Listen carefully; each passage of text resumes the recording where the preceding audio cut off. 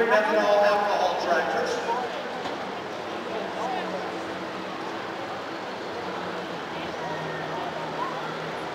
So we'll see who's going to be coming up here next. Not sure if they're going to get us a lift. We'll go under whoever pulls out the next sleds the next one up. The Fear family, Daryl Fear is an old friend of mine from way back. We pulled with the Nebraska Bush for many years together.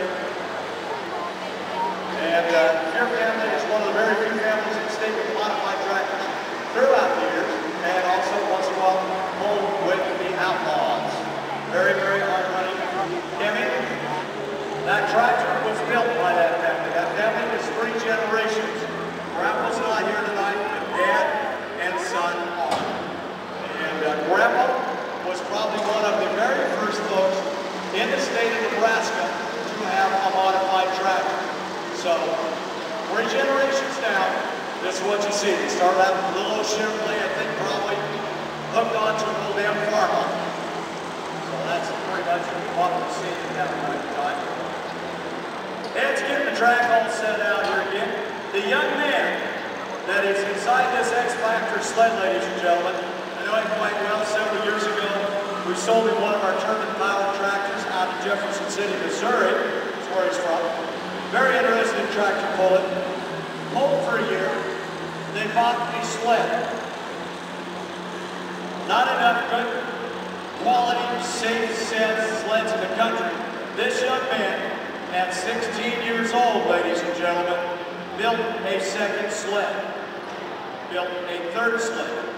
So the young man that's in running the controls in there, ladies and gentlemen, built that pulling sled that you see.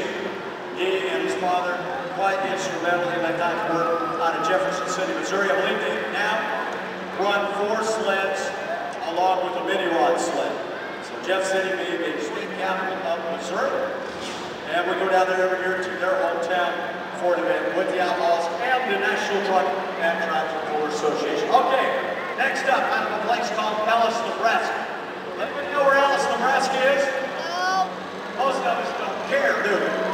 Okay, it's down there west of Beatrice or east of Fairbury. Sean and his family farm, and they farm lots of ground down there. They just got finished with harvest.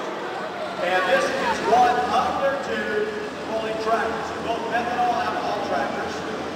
Now typically, the Dot drives this one. Now the little lady that kind of has a bluish shirt on down there, coat, she typically drives this tractor. And also, Todd also drives it. He is a fireman for Lincoln, Nebraska. So Todd Allen, like that, is the man who's going to play Sean. Many years ago, started in the Anthony Tractor Report. And today runs it. Now this particular tractor runs Nebraska Coast. It is a John Deere chassis. It has a John Deere rear end, John Deere transmission. It has a John Deere engine switch to alcohol. Now, if you take a look at the decals, a lot of you folks are probably pointing with John Deere tractors. That decal is usually yellow and white or black. This one's gray. He didn't have that specially made. There is a John Deere part number for it. This goes on what we call our European or Region 3 tractors. So if you would go to Europe, Germany, South Africa, you would see that decal. So here we go, Sean Williams on the Deere tractor out of Ellis, Nebraska. Big John Deere runs on methanol alcohol and one very huge turbocharger. John Deere, turn on.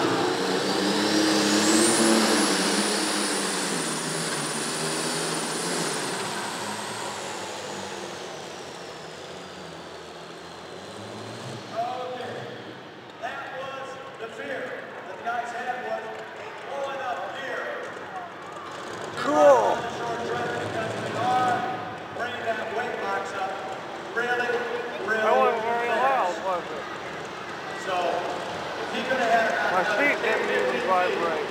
The intake manifold pressure on this engine probably is about 90 PSI. So we'll get a distance on it here. Jennifer's going to help me out. 129. So right now, the modified tractor of the Fears is 132. Sean sets it at 129. Keep in mind, folks, these tractors usually compete on a 300-foot track. In later years, the old days, at 300 foot, if you went beyond, that was considered a full pull with the dollar amounts. And the amount of heat generated by these tractors, we do typically think called a floating finish, whereas if they do go beyond 300 feet, we just measure how many feet out they were. Instead of bringing